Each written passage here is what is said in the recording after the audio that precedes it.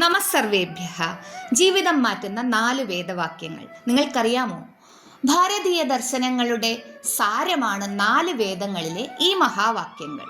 എന്താണിവയെന്നും അവ നൽകുന്ന സന്ദേശം എന്തെന്നും നോക്കാം. 1.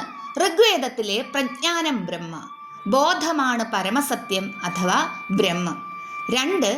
യജുർവേദത്തിലെ അഹം ബ്രഹ്മാസ്മി, ഞാൻ തന്നെയാകുന്നു ബ്രഹ്മം, അതായത് നമ്മളിലെ ദൈവീകതയെ തിരിച്ചറിയുക. 3.